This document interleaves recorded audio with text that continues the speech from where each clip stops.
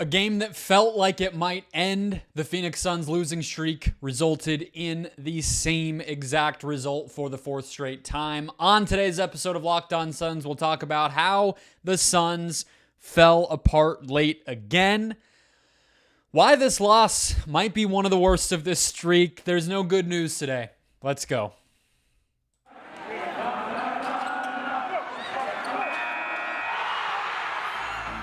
You are Locked On Suns, your daily Phoenix Suns podcast. Part of the Locked On Podcast Network, your team every day.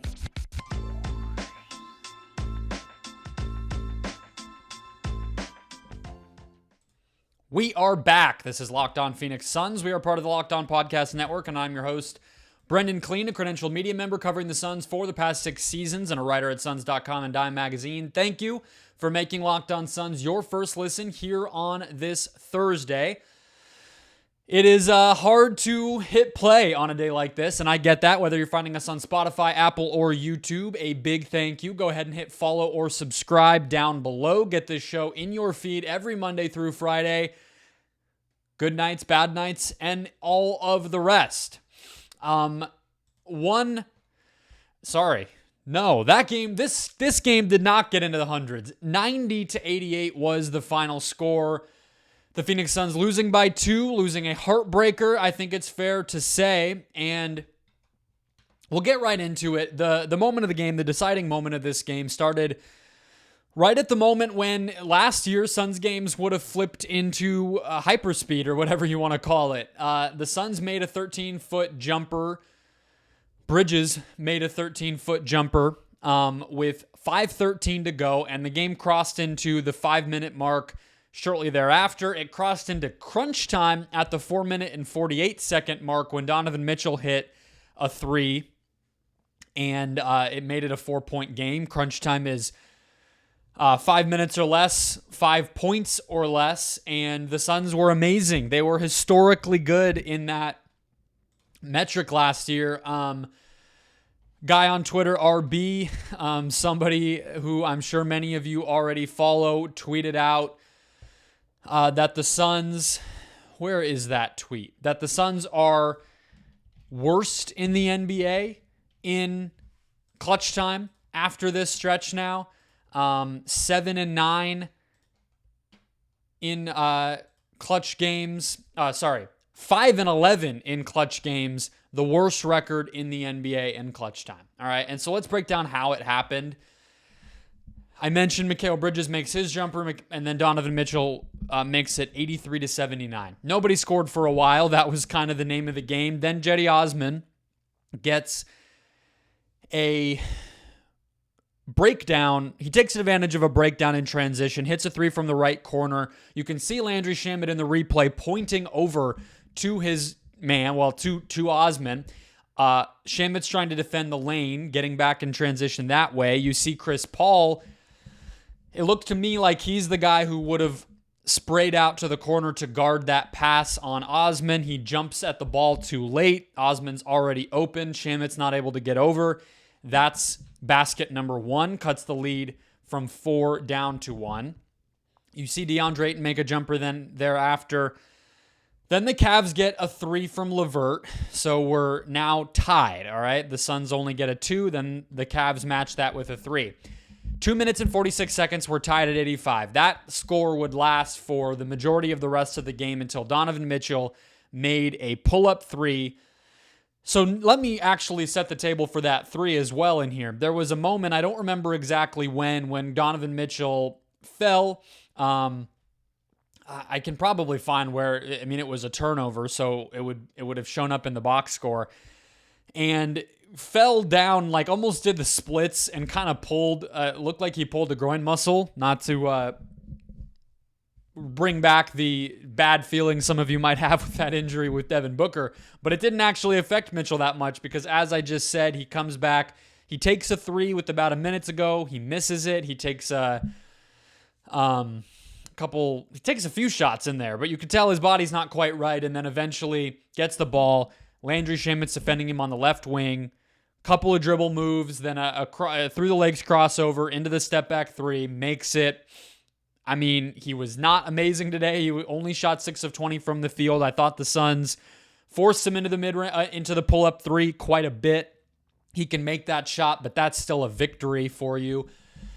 But you're only going to keep him quiet for so long. As we know, this is a guy who just scored 71 in the previous game, has been incredible all season. The Cavs have been very good during this stretch without Darius Garland, in large part because Mitchell has kept their offense afloat. And so you shouldn't allow yourself to be in the situation where you were up 7 going into crunch time and now suddenly you're tied. I mean, that's a 9-2 run by the Cavs to tie it, and then you get to a 12-2 run with the make included.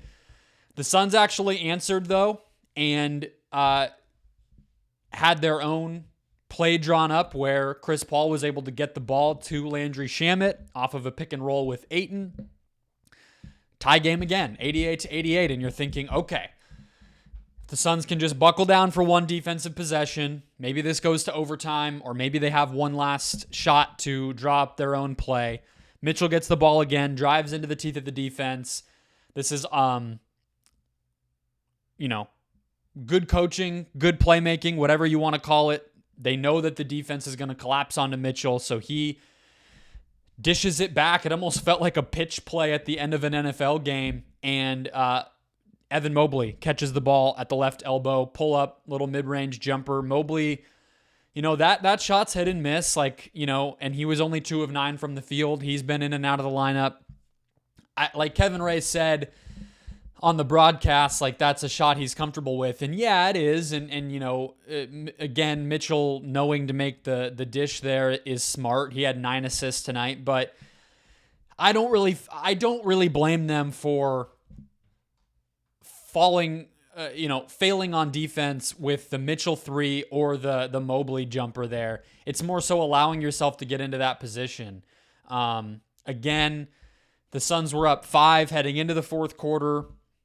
They had a 7-point lead, as I said. They were up 43-33 at halftime.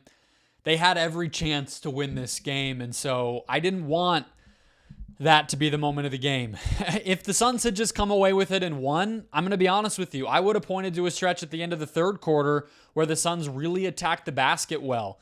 And I was all ready to talk to you about how that was so indicative of the energy shift, the mentality shift in this game, despite the fact that they lost, or despite the fact that they only scored 88 points. They had a layup by Mikal Bridges in that stretch. They had a layup by Landry Shamet, and then they had a couple of drives from guys like Ayton and Saric around the middle to end of the third quarter. I was so ready for that to be the moment of the game.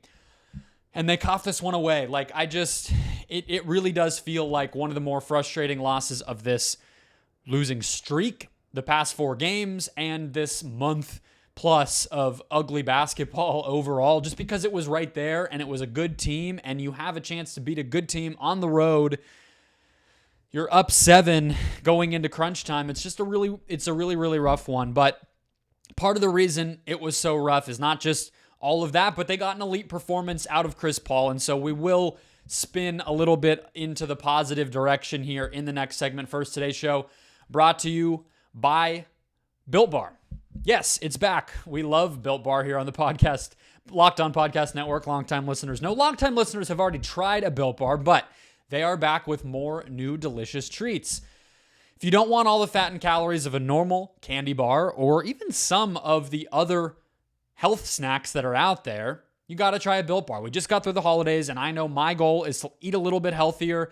We all put on a little bit of weight. Even if you didn't during the year, you definitely did during the holidays, and it can feel good to just hit the ground running in the new year. You got to try Built Bar to pair with whatever your routine is going to be here in 2023. What makes Built Bar so good? Well, for starters, they're all covered in 100% real chocolate, and they come in just delicious flavors like churro, peanut butter brownie, and coconut almond. I'm not sure how Built does it, but these bars taste like a candy bar while maintaining amazing macros. For instance, on average, you're getting about 130 calories with only 4 grams of sugar and a whopping 17 grams of protein. Really, all of them are about 15 to 20 grams of protein. You're rarely going to get past 5 grams of sugar. You're rarely going to get past 150 calories. They really do the job. And best of all, they are now at your local Walmart or Sam's Club, or of course at Built.com. So head to your nearest Walmart or Sam's Club today, or log on to Built.com and check them out for yourself. That's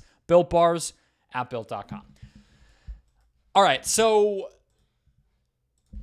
the loss was bad. There's no way around that. My takeaway from this game is actually still positive, though, which is that Chris Paul can still do that, okay? Chris Paul can still get you 25 and 8 on 50+% shooting with 1 turnover, okay? I'm not sitting here telling you that everything we saw prior to this game in Cleveland on Wednesday was a mirage, or that he's fully a new man now, or any of that.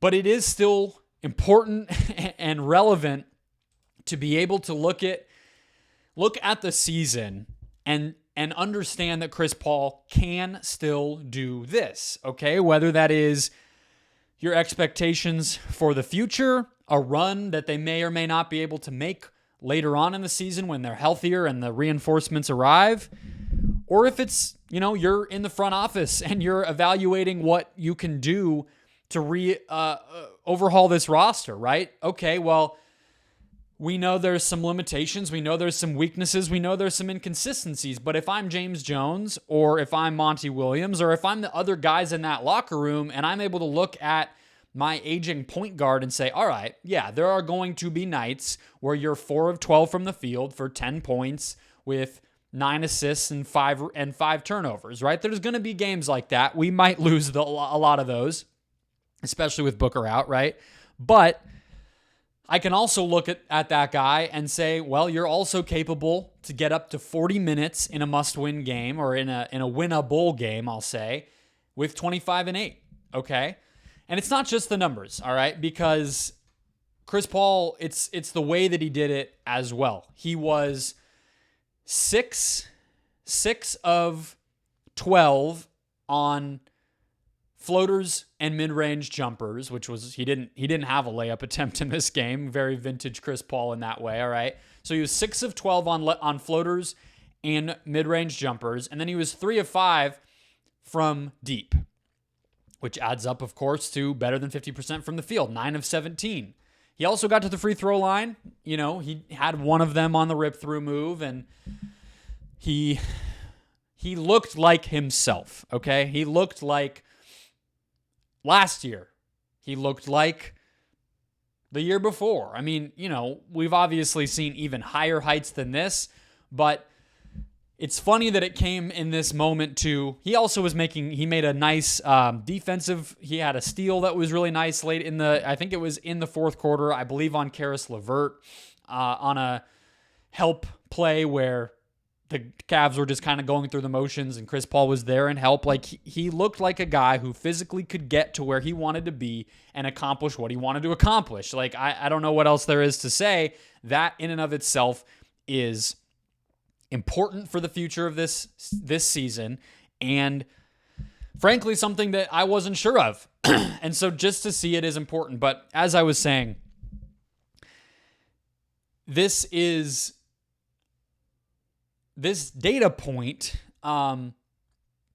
made it all the worse that they lost. But it was also funny timing, because on Twitter today, I was going back and forth a lot because I put up a joke that was just like, anyone who really thinks the Suns should tank this season, which I talked about on yesterday's show, should have to schedule a meeting with Chris Paul and Devin Booker and make the case to them about why that should happen.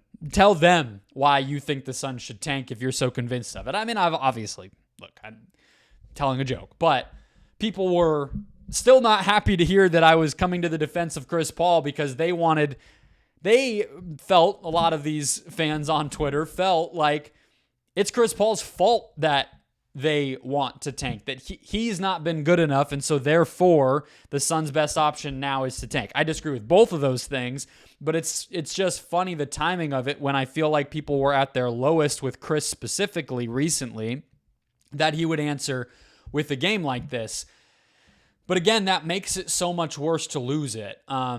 And you could tell the last part of this, in terms of what I gleaned from watching this game, proof that he could do it, information that should guide decision-making, and a humongous letdown, because it wasn't, again, just what he did or how he did it, but I'll add a third element, which was, I guess, why? I don't know what you would describe it as, but this dude wanted this game, and you could really tell, whether it was the effort he was putting in on defense, being more aggressive offensively. He was in guys' ears in a way that we haven't seen super duper often this season. I'm not even meaning that critically, like he should be doing it more, but it's just been a tough year, and it's been so inconsistent in terms of who's out there and whatever. They've just been trying to scrape by. He missed a month also, so that's another reason we haven't seen it. But there was a play where Dario Saric passed up a jumper. There were plays where there was a play when DeAndre Ayton turned the ball over on an inbounds pass, and you could see Chris just sort of like getting on him, like, not a huge deal, but we just can't be making those mistakes. All these little moments, positive ones as well, when he's getting the ball to Landry Shamet or whoever it is for a three and they make it, he's dapping them up. He's positive reinforcement. The level of response from him as a performer and as a leader, it makes it all the more disappointing that it didn't result in a win.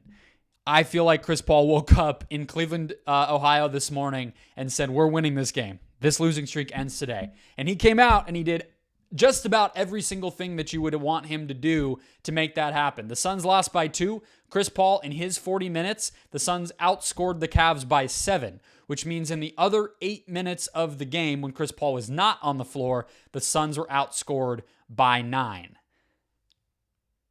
Point made, I think. And I didn't want to wait to record until we had gotten all of his quotes, because you never know how long that's going to be. But I would keep a close eye on what Chris says after this game, because I guarantee you it'll hit a little bit harder than the others have. Let's close things out with another look at the rotation and some box score oddities of the game. First, today's show brought to you as well by LinkedIn. Starting 2023 off the right way can begin with LinkedIn. You know that success in 2023 all depends on the team members you surround yourself with as a small business owner or hiring manager, and that's why you have to check out LinkedIn Jobs. With LinkedIn Jobs, you can hire qualified candidates more efficiently by matching open roles with people who have the skills, values, and experiences to help you achieve your goals. LinkedIn Jobs helps you quickly attract qualified candidates to your open jobs with targeting tools. They go beyond resume data by using insights from your job post, company, and their member profiles, almost 900 million of them, to put your post in front of the most qualified candidates. Identify the most qualified candidates on LinkedIn Jobs and connect with them fast and for free. LinkedIn Jobs makes it easy to screen and rate applicants based on your job qualifications, all on one platform. I've been telling you about the reset going on at the institute I work at ASU. We've been hiring. We're going to continue to hire, and LinkedIn makes that process that much simpler. It's why small businesses rate LinkedIn Jobs number 1 in delivering quality hires versus leading competitors. LinkedIn Jobs helps you find the qualified candidates you want to talk to faster. So post your job for free at linkedin.com/LockedOnNBA. That's linkedin.com/LockedOnNBA to post your job for free. Terms and conditions apply. Today's show also brought to you by My Solar Nerd. If you live in a sunny state like ours here in Arizona, I guarantee you've had people coming up to you in public, at your home, whatever, and saying, here is free solar. Sign here on this dotted line. But you know, like I know, that's usually BS. It's misleading. It's overcharging. But My Solar Nerd's mission is simple. Help you get the best solar system to fit your needs. The guys at MySolarNerd.com are local, truly, and they understand the nuances of going solar here in Arizona and believe an educated customer is a happy customer. And that switching to solar should mean saving money if you live in Arizona. So once you're ready, they'll put their industry knowledge to work for you by choosing the equipment, warranties, and installers in their network. They'll also help you figure out all the credits and incentives you may qualify for on the back end to make that transition as smooth as possible. Our listeners will get a $50 Amazon gift card when you book a no-commitment evaluation. This promotion Only for Locked On listeners and only for homeowners. So visit mysolarnerd.com and select Locked On in the How'd You Hear About Us section and make the switch to solar on your terms. Start your research process today by visiting mysolarnerd.com and show Locked On some love by letting them know we sent you. Folks, going solar doesn't need to be complicated, and mysolarnerd.com makes it easy.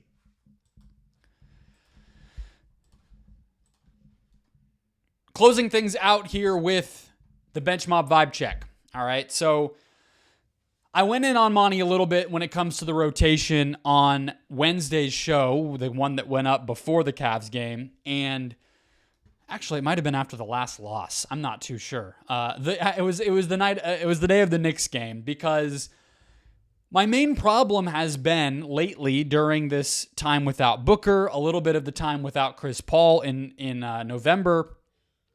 It has been the inconsistency, the lack of clarity, because if I'm an NBA player, and yes, I know my best teammate is out. Yes, I know, Cam Johnson's out, Jay Crowder's sitting at home in Atlanta, all the rest. But it still does a world of good for me if I know when I'm going to check in, who I'm going to be playing with, what my role is going to be when I'm out there. And all too often that hasn't been the case for the players that Monty puts onto the court, right? I mean, we know for the most part, Bridges, Ayton, and Paul, what are they going to do? Well, they're going to play 30-plus minutes, and they're going to basically, play a heavy role on both ends. We know what that is. But almost everybody else, you could say, it has fluctuated a great deal. So, with that said, I appreciated a few things about the rotation today, right? I'll start with the positives. One, continuing to play Ish Wainwright, somewhere between 10 and 15 minutes. I think I don't really feel like he is worried about what his role is supposed to be or who he's playing with or whatever, right? Make corner threes, play defense, try to help on the glass, etc., right? Pretty simple. I think the same could be said for Damian Lee. I still think he should be playing a little bit more, but that's not really a question either. All right? I even liked, to be honest with you, benching Josh Okogie fully, benching Jock Landale fully, and for the most part, benching Dwayne Washington. He only came in one moment in the second half because Cam Payne got hurt again, which is TBD. We don't know anything about that, but that did happen. So he wasn't able to play the second half. So Dwayne Washington played 2 minutes, but for the most part, Washington was a DNP. Those are all things that I asked for, right? If somebody's not going to play, they're not going to play. Don't put them in at the end of a weird game or in some moment because you want to try something, right? That's not going to help anybody. And so Okogie, Washington, Landale, guys that have kind of fluctuated, they were fully on the bench. Now, I personally think Okogie should be getting those minutes over guys like Wainwright and Craig, but conversation for a little bit of a different day.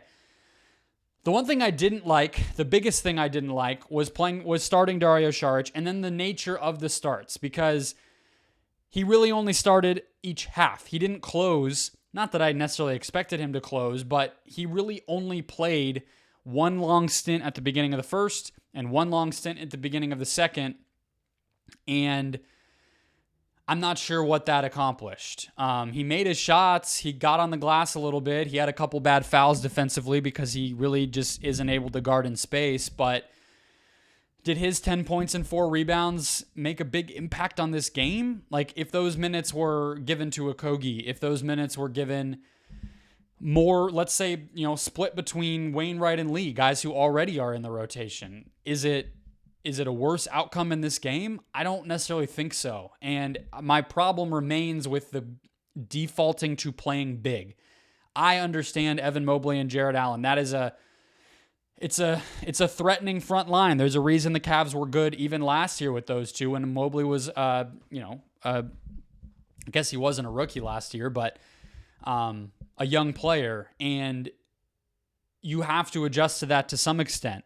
But every team has to deal with that. Does every team go big? No. Most teams stay with their identity. You look across the league and it's like Brooklyn plays really, really small no matter who they're playing. I'm not saying that that's a luxury every team has, but I'm just going through it. The Warriors, the Heat, all of the Trailblazers, a lot of these teams, they stick to their guns and they're good regardless. Like, Damian Lillard went out of the lineup for the Trailblazers. they still played the same types of lineups. Like, I just feel like you're putting yourself behind when you're constantly adjusting to what the opponent is doing. And the Suns' best strength is their pick and roll offense. Even with Chris Paul sometimes playing poorly lately, like this year he's obviously worse. Even with that, that's still their biggest strength. When they beat the Grizzlies last week, which was, I believe, their last win after Christmas, they did it by committing to the glass, sending bodies to the glass, and making threes, sharing the ball and generating and making threes. All right. Tonight, they only shot 28 threes. They only had 24 assists.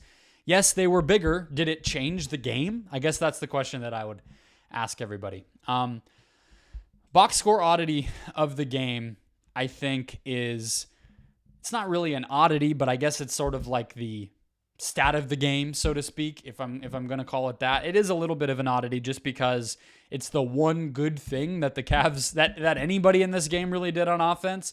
The Cavs were able to run 20% of their possessions tonight, and they added 3.1 points per 100 possessions to their offensive efficiency when they chose to run. That's a little bit of a convoluted stat, but that's from cleaning the glass. Basically, just think of it as the Cavs made themselves 3.1 points per 100 possessions better when they decided to run, and they did it a lot.